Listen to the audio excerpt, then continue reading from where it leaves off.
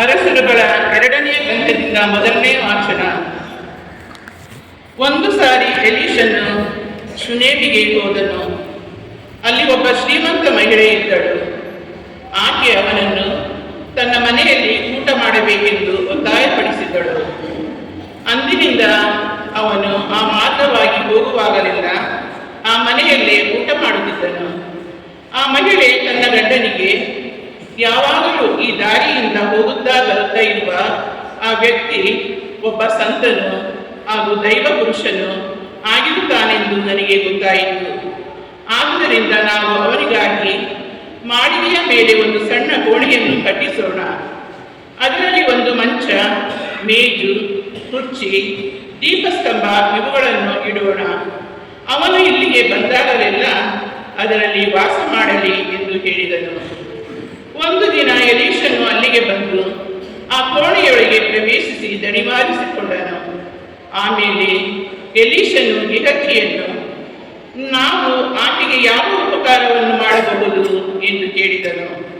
ಅವನು, ಆಕೆಗೆ ಮಗನಿಲ್ಲ, ಗಂಡನು ಮುದುಕನಾಗಿದ್ದಾನೆ ಎಂದನು. ಇದನ್ನು ಕೇಳಿ ಎಲೀಷನು ಆ ಮಹಿಳೆಯನ್ನು ಕರೆಯಬೇಕೆಂದು ಆಜ್ಞಾಪಿಸಿದನು. ಅವನು ಹೋಗಿ ಕರೆದನು. ಆಕೆ ಬಂದು ಬಾಗಿಲಿನ ಹತ್ತಿರ ನಿಂತಳು. ಎಲೀಷನು ಆಕೆಗೆ, ನೀನು ಬರುವ ವರ್ಷ ಇದೇ ಕಾಲದಲ್ಲಿ ಒಬ್ಬ ಮಗನನ್ನು ಅಪ್ಪಿಕೊಂಡಿರುವೆ ಎಂದನು. ಪ್ರಭುವಿನ ವಾಕ್ಯ. 2ನೇ ವಾಚನ. ಸಂತ ಪೌಲನು ರೋಮರಿಗೆ ಬರೆದ ಪತ್ರದಿಂದ ವಾಚನ. ಸಹೋದರರೇ, ಕ್ರಿಸ್ತ ಯೇಸುವಿನ ಆಗಿರಲು ದೀಕ್ಷಾಸ್ನಾನ ಹೊಂದಿರುವ ನಾವು ಅವರ ಮರಣದಲ್ಲಿ ಪಾಲುಗಾರರಾಗಲು ದೀಕ್ಷಾಸ್ನಾನ ಪಡೆದರು ಎಂಬುದು ನಿಮಗೆ ತಿಳಿದಿದೆಯೇ? ಈಗಿರಲಾಗಿ ದೀಕ್ಷಾಸ್ನಾನ ಮಾಡಿಸಿಕೊಂಡ ಅವರ ಮರಣದಿಂದ ಪಾಲುಗಾರರಾದ ನಮಗೆ ಅವರೊಡನೆ ಸಮಾಧಿಯೂ ಆಯಿತು. ಆದ್ದರಿಂದ ತಂದೆಯ ಮಹಿಮಾಸಕ್ತಿಯಿಂದ ಕ್ರಿಸ್ತ ಯೇಸುವಿನ ಮರಣ ಪುನರುತ್ಥಾನದೊಂದಿಗೆ ನಾವು ಸಹ ಜೀವವನ್ನು ಹೊಂದಿ ಬಾಳುತ್ತೇವೆ. ಕ್ರಿಸ್ತ ಯೇಸುವಿನೊಂದಿಗೆ ನಾವು ಮರಣ ಹೊಂದಿದ್ದರೆ ಅವರೊಡನೆ ನಾವು ಜೀವಿಸುತ್ತೇವೆ. ಇದೇ ನಮ್ಮ ವಿಶ್ವಾಸ. ಯೇಸು ಕ್ರಿಸ್ತರನ್ನು ಮರಣದಿಂದ ಎಬ್ಬಿಸಲಾಯಿತು ಎಂಬುದನ್ನು ನಾವು ಬಲ್ಲೆವು.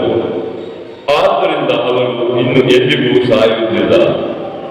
ಸಾವಿಗೆ ಅವರ ಮೇಲೆ ಯಾವ ಅಧಿಕಾರವೂ ಇಲ್ಲ, ಏಕೆಂದರೆ ಅವರು ಪಾಪದ ಪಾಲಿಗೆ ಒಂದೇ ಸಾರಿಗೆ ಮಾತ್ರವಲ್ಲ, ಎಂದೆಂದಿಗೂ ಸತ್ತವರು.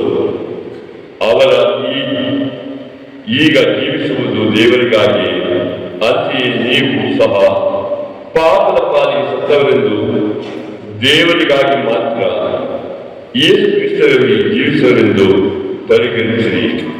ಪ್ರಭುವಿನ ವಾಕ್ಯವಿದು.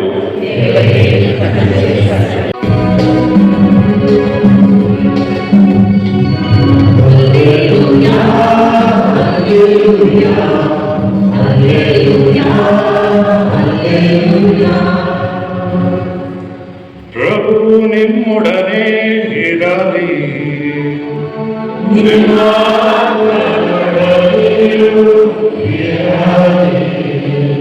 ಮತ್ತಾಯನ ಬರೆದ ಪವಿತ್ರ ಶುಭ ಸಂದೇಶದಿಂದ ವಾಚನ.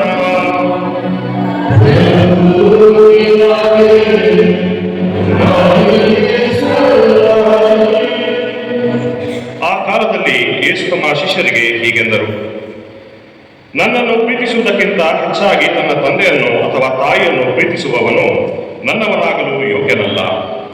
ನನ್ನನ್ನು ಪ್ರೀತಿಸುವುದಕ್ಕಿಂತ ಹೆಚ್ಚಾಗಿ ತನ್ನ ಮಗನನ್ನು ಅಥವಾ ಮಗಳನ್ನು ಪ್ರೀತಿಸುವವನು ನನ್ನವನಾಗಲು ಯೋಗ್ಯನಲ್ಲ. ತನ್ನ ಶಿಲುಬೆಯನ್ನು ಹೊತ್ತು ನನ್ನನ್ನು ಹಿಂಬಾಲಿಸದವನು ನನ್ನವನಾಗಲು ಯೋಗ್ಯನಲ್ಲ. ತನ್ನ ಪ್ರಾಣವನ್ನು ಕಾಪಾಡಿಕೊಳ್ಳುವವನು ಅದನ್ನು ಕಳೆದುಕೊಳ್ಳುತ್ತಾನೆ. ನನಗೋಸ್ಕರವಾಗಿ ತನ್ನ ಪ್ರಾಣವನ್ನು ಕಳೆದುಕೊಳ್ಳುವವನು ಅದನ್ನು ಕಾಪಾಡಿಕೊಳ್ಳುತ್ತಾನೆ. ನಿಮ್ಮನ್ನು ಸ್ವಾಗತಿಸುವವನು ನನ್ನನ್ನು ಸ್ವಾಗತಿಸುತ್ತಾನೆ. ನನ್ನನ್ನು ಸ್ವಾಗತಿಸುವವನು ನನ್ನನ್ನು ಕಳುಹಿಸಿಕೊಟ್ಟಾತನನ್ನೇ ಸ್ವಾಗತಿಸುತ್ತಾನೆ. ಪ್ರವಾದಿಯೆಂದು ಸ್ವಾಗತಿಸುವವನು ಪ್ರವಾದಿಗೆ ಸಿಗುವ ಪ್ರತಿಫಲವನ್ನು ಪಡೆಯುತ್ತಾನೆ. ಸತ್ಪುರುಷನೆಂದು ಸ್ವಾಗತಿಸುವವನು ಸತ್ಪುರುಷನಿಗೆ ಸಿಗುವ ಪ್ರತಿಫಲವನ್ನು ಯಾರಾದರೂ ಈ ಚಿಕ್ಕವರಲ್ಲಿ ಒಬ್ಬನಿಗೆ ಅವನು ನನ್ನ ಶಿಷ್ಯನೆಂದು ಕುಡಿಯಲು ಒಂದು ಲೋಟ ತಣ್ಣೀರನ್ನು ಕೊಟ್ಟರೂ ಅದಕ್ಕೆ ತಕ್ಕ ಪ್ರತಿಫಲವನ್ನು ಪಡೆಯದೆ ಹೋಗನೆಂದು ನಿಮಗೆ ನಿಶ್ಚಯವಾಗಿ ಹೇಳುತ್ತೇನೆ. ಪ್ರಭುವಿನ ಶುಭ ಸಂದೇಶ.